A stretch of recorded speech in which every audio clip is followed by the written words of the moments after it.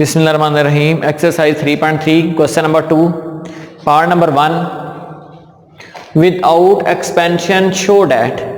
Without expansion show that अभी question number 1 में यही बात हुई थी कि आपने जब भी ये स्ट्रेट लाइन किसी मैट्रिक्स के इर्द गिर्द देखनी है तो आपने इसका डिटर्मिनेंट फाइंड आउट कर देना है। लेकिन ऊपर उन्होंने अभी शर्त लगा दी है कि आपने इसको एक्सपेंड किए बगैर आपने इसको जीरो बनाना है। Without expansion show that equal to zero, मतलब ये वाला मैट्रिक्स हमने इक्वल टू जीरो बनाना है एक्सपेंड किए बगैर। अब एक्सपेंड किए बगैर का मतलब ये है कि हमने इसका डिटर्मिनेंट ओपन नहीं करना। अब दूसरी बात यह है कि जब आपने इसको इक्वल टू जीरो बनाना है तो उसके लिए दो शराइत होती हैं कि आपने क्या करना है, भी किसी भी मैट्रिक्स के दो कॉलम या दो रोज की शक्लें एक जैसी कर देते हैं, मतलब उसके जो अंदर जो एंट्रीज होती हैं ना उनको एक जैसा बना देते हैं। अगर ये नहीं करना तो किसी भी मैट्रिक्स की एक रो या एक कॉलम को जीरो कर देना है। दोबारा सुन लें कि जब भी किसी मैट्रिक्स को शो करना हो equal to zero without expansion equal to zero करना हो तो इसका मतलब यह है कि उस मैट्रिक्स की कोई सी रो या कोई से दो कॉलम की शक्लें या एंट्रीज एक जैसी कर देनी है, या फिर पूरे मैट्रिक्स में से एक कॉलम या एक रो को जीरो कर देना है। तो हमने इसको एक्सपेंड किए बगैर इक्वल टू जीरो करना है। तो मैट्रिक्स हमारे पास कुछ इस तरह है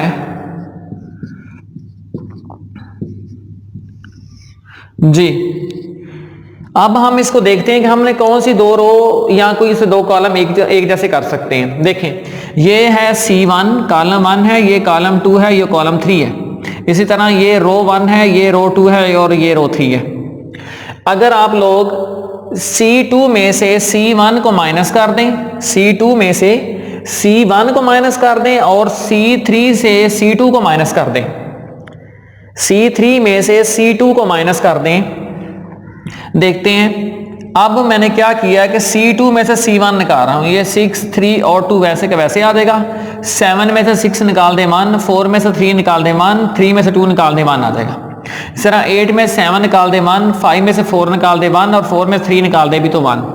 देखें इसमें हुआ क्या है कि जो कॉलम 2 है वो कॉलम 3 के बराबर आ गया, मतलब दो मैट्रिक्स के कॉलम एक जैसे आ गए। इसका मतलब ये कि पूरा मैट्रिक्स इक्वल टू क्या हो गया, जीरो। यही मैंने शर्त बताई थी कि आपने जब भी क्वेश्चन इस तरह दिया जाएगा कि एक्सपेंशन किए बगैर आपने जीरो शो करना हो, आपने ध्यान से इसकी कॉलम रोज को देखना है कि किन रोज या कॉलम को माइनस करने से या मल्टीप्लाई डिवाइड करने से कोई सी दो रो या कोई से दो कॉलम जो है वो कौन से इक्वल आ रहे हैं, तब आपने उन पे ऑपरेशन, रो ऑपरेशन या कॉलम ऑपरेशन लगा देना है और आपका क्वेश्चन जो है ना वो इक्वल टू क्या हो जाएगा, जीरो हो जाएगा। अब हम इसका अगर पार्ट नंबर 2 देखें, पार्ट नंबर 2 आपके पास कुछ इस तरह है।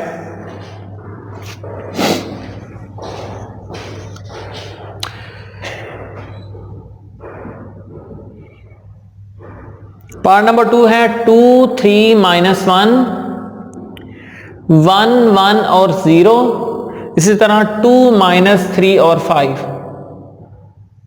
इसको भी सेम सिचुएशन में सॉल्व करना है कि कोई से दो रो या कोई से दो कॉलम का हम इक्वल कर लेते हैं या पूरे मैट्रिक्स में से एक कॉलम या रो को जीरो कर देंगे तो हमारे पास आंसर आ जाएगा जी।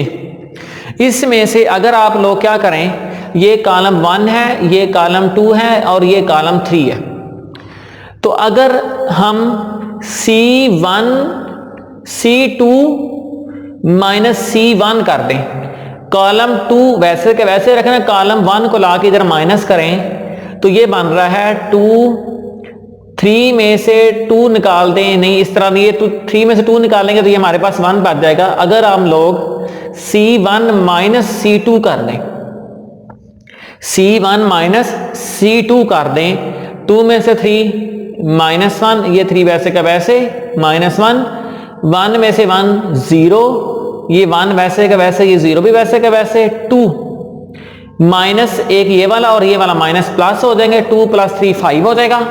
उसके बाद ये 3 वैसे का वैसे और ये 5 भी वैसे का वैसे। अगर इस क्वेश्चन में अगर आप लोग देखें तो यहाँ पे भी दो रो या दो कॉलम बराबर हो रहे हैं, देखिए C1 जो है वो C3 के बराबर आ रहा है, इसका मतलब ये है कि ये पूरा मैट्रिक्स इक्वल टू क्या हो गया है, 0। इसलिए जब भी किसी मैट्रिक्स को सॉल्व करना है विदाउट एक्सपेंशन तो उसके दो कॉलम या दो रो की शक्लें एक जैसी होना जरूरी है। तो ये मैट्रिक्स हमारे पास ऐसा था जिसके अंदर हमने क्या किया है कि किसी दो कॉलम को इक्वल कर लिया प्लस माइनस करने से, तो वो पूरा का पूरा मैट्रिक्स हमारे पास क्या हो गया है, 0 हो गया। अब इसका पार्ट नंबर 3 देखते हैं।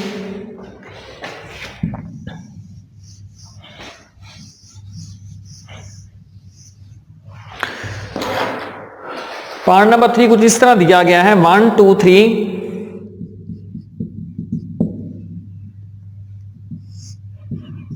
1 2 3 4 5 6 7 8 और 9। अब हमने इसके भी कोई से दो मैट्रिक्स के कोई से दो रो या दो कॉलम की ये जो आपके पास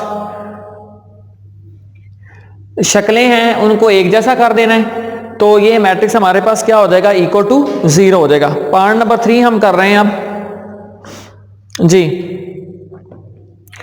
इसमें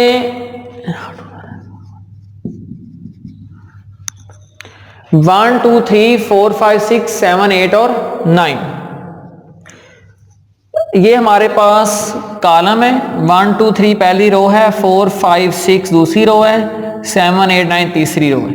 ये R1 है, ये R2 है, ये R3 है। इसी तरह ये C1 है, ये C2 है और ये क्या है, C3 है जी। अब इसमें देखते हैं कि रो ऑपरेशन लगाएंगे या कॉलम ऑपरेशन लगाएंगे। देखिए 7 में, अब पहले रो ऑपरेशन देखते हैं, कॉलम ऑपरेशन देख रहे हैं। 2 में से 1 निकालें 1, 5 में से 4 निकालें 1, 8 में से 7 निकालें फिर भी 1, 3 में से 2 निकालें 1, 6 में से 5 निकाले भी 1 और 8 में से 9 निकाल दें या 9 में से 8 निकाल दें फिर भी 1।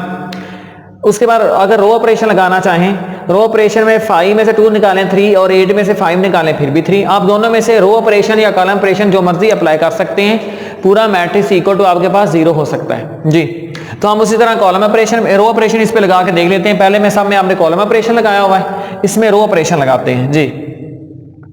अब रो, ये हमारे पास रो 1 है और ये रो 2। अगर आप लोग रो 2 माइनस रो 1 कर दें और रो 3 माइनस रो 2 कर दें, 3 में से 2 को निकाल दें और 2 में से 1 निकाल दें, तो ये पर हमारे पास जो मैट्रिक्स है इस तरह बनेगा 1 2 3 वैसे का वैसे, 4 में से 1 निकाल दें 3, 5 में से 2 निकाल दें 3, 6 में 3 निकाल दें तो 3। इसी तरह 7 में से 4 निकाल दें 3, 8 में से 5 निकाल दें 3 और 9 में 6 निकाल दें फिर भी क्या बच जाता है 3। इसमें अगर आप देखें तो रो 2 जो है वो रो 3 के बराबर है, क्योंकि ये रो 1 है, ये रो 2 है और ये क्या है, रो 3 है।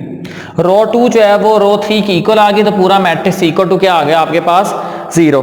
इसमें रो ऑपरेशन लगा दिया है। अब इसमें आप लोग कॉलम ऑपरेशन लगा के भी चेक कर सकते हैं कि पूरा मैट्रिक्स 0 हो रहा है या फिर नहीं हो रहा। चलें अब देखिए, मैंने रो ऑपरेशन लगा दिया था।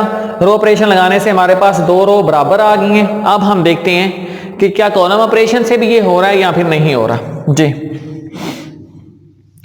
उसके लिए हमने क्या करना है, ये कॉलम 1 है, ये 2 है और ये 3 है। अगर कॉलम 2 में से कॉलम 1 को माइनस कर दें और कॉलम 3 में से कॉलम 2 को माइनस कर दें, ये कॉलम 1 है, ये 2 है और ये क्या है, 3 है। 2 में से 1 माइनस करें और 3 में से क्या कर दें, 2 माइनस जी।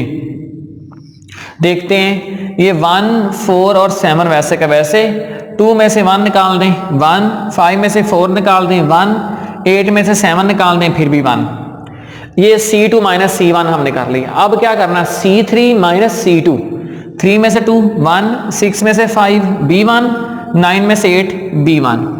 अब देखें इसमें कॉलम 2 और कॉलम 3 बराबर आ गए। इसका मतलब ये कि पूरा मैट्रिक्स इक्वल टू क्या हो गया, 0 हो गया। दोबारा सुन लें कि जब भी किसी मैट्रिक्स को विदाउट एक्सपेंशन शो करना हो इक्वल टू 0, तो आप लोग उसके किसी भी 2 कॉलम की तादाद की शक्लें एक जैसी कर देंगे, किसी भी मैट्रिक्स के कॉलम या रोज की शक्लें एक जैसी कर देंगे, या किसी भी मैट्रिक्स में से एक कॉलम या एक रो को पूरी को 0 बना देंगे, तो पूरा मैट्रिक्स आपके पास जो है वो क्या हो जाएगा, 0 हो जाएगा।